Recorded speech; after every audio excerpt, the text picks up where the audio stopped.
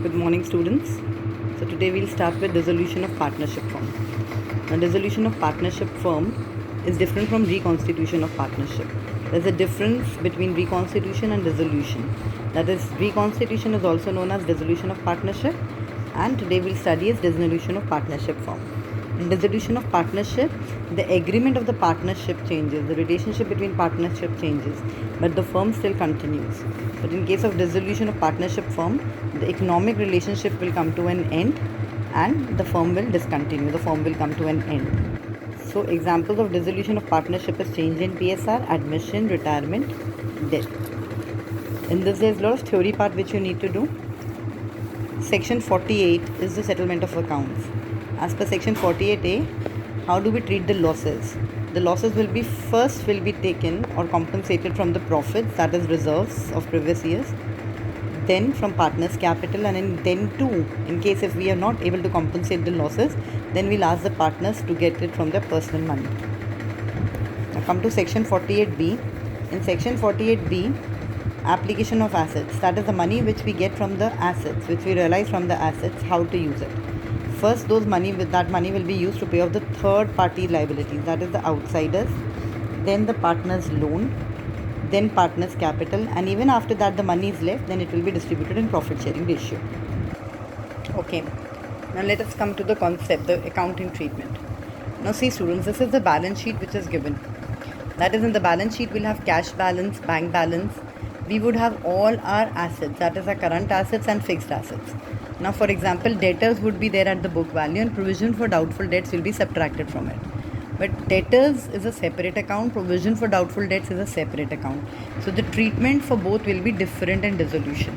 Then we would have bills receivable, our accrued income, prepaid expenses and all the fixed assets. And then comes your goodwill, then comes your P&L, deferred revenue expenditure, or basically the accumulated losses. Apart from this, you might have partner's loan on the asset side. Then come to the liability side. We will have outsiders liability. Outsiders liability, that means the third party liability. That is your creditors, employee provident fund, bills payable, outstanding expenses, loan of the outsider. Maybe the partner's wife loan will be the outsider's loan. The bank loan will be outsider's loan.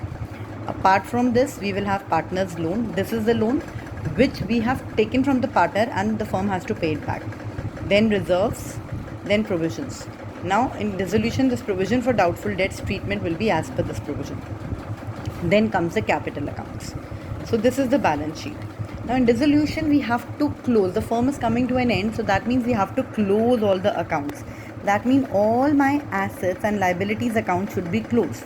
Now how to close it? Where to transfer it?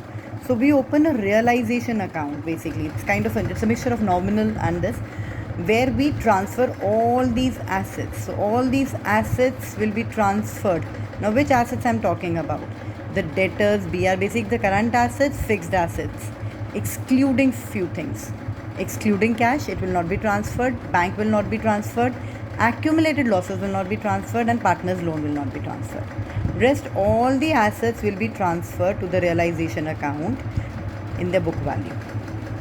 Students minded, debtors value will be the gross value, not net value. That means provision will not be subtracted from it. Then come to the liability side. All my outsiders liability, that is creditors, EPF, bills payable, all these outsiders liability will be transferred to the realization account.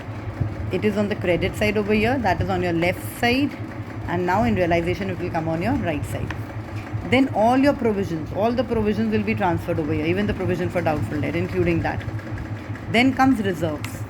Students mind it, all the reserves are not transferred over here. Now for example, if you have investment fluctuation fund or reserve, in case if the balance sheet contains investment over here, then that means IFF can be used for the fluctuating value of investment. So in that case, investment will be transferred over here. General reserve, contingency reserve, against which we don't have any asset or any liability, will go to the partner's capital, as we used to do in case of reconstitution. Only workmen compensation reserve has a different treatment. That will come over here, but only that amount, the amount of liability, amount equal to the liability. So if the liability is less and the reserve is more, WCR is more, So only the amount of liability amount will come over here. The balance will go to the partner's capital. In case if the liability is more and the provision, the reserve is less, in that case whole WCR will be transferred over here. Now we've taken all the assets, we have taken the liabilities, reserves and provisions. Now in the question, whether these assets are sold off, at what amount, at what price they are realized, all those amounts will be given, that we are going to take it over here. So here in case if we are selling it for cash or check maybe, then bank will come over here. In case if any partner has taken over it, and maybe one partner says, I'll take this asset, you reduce this money from my capital. So in that case, the partner's capital account will come. Only the realized amount will come over here, the realized value. And only those assets will come over here in case if the amount is mentioned in the question, the realized value is given. If the realized value is not given, we are not going to take it. Then all my liabilities would be paid, all the outsiders liability would be paid, irrespective whether it is mentioned in the question or not. If they have given a value that creditor was of 50,000 and we've paid 45,000, so we can take over your bank 45,000. There is EPF, they have not mentioned anything, so we are going to pay the EPF at the book value. And in case if any partner is taking over the liability, then here it will come partner's capital account. Then to bank, that is any realization expenses if we have paid. Then we are going to total both the sides, debit and credit. So if credit is more than debit, so we will get profit, which will be transferred to the capital accounts ABC. And if my credit is more than debit, then the loss will be transferred to ABC, as we used to have in revaluation account, similar to that.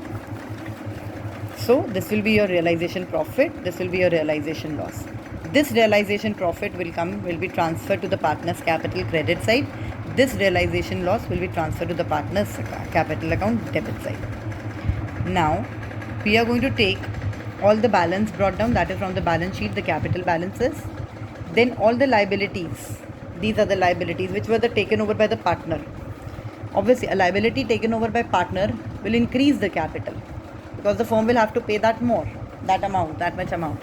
So the liability taken over will come over here on the credit side. The realization profit will come over here. Then your reserves, which are not transferred to realization, which the partners were supposed to get, they will come over here.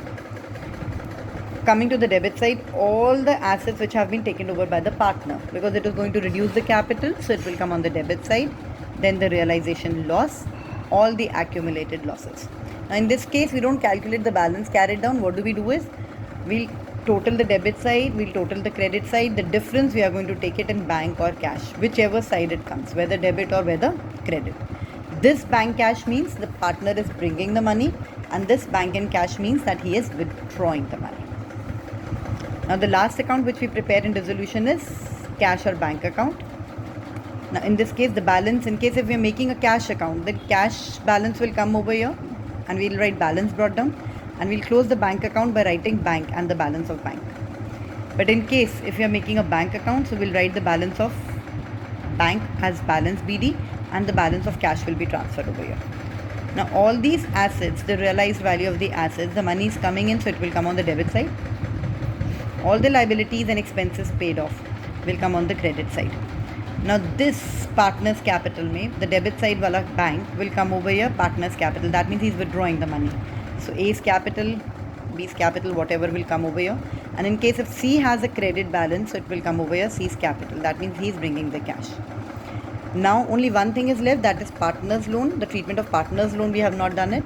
So the asset side wala partner loan is that we have to take this amount from the partner. It will come over here, and the liability side wala partner loan will come over here. That means we have to pay it. Now my bank account should tally. It should be same. If it doesn't tally, that means I have committed any calculation error or any other mistake.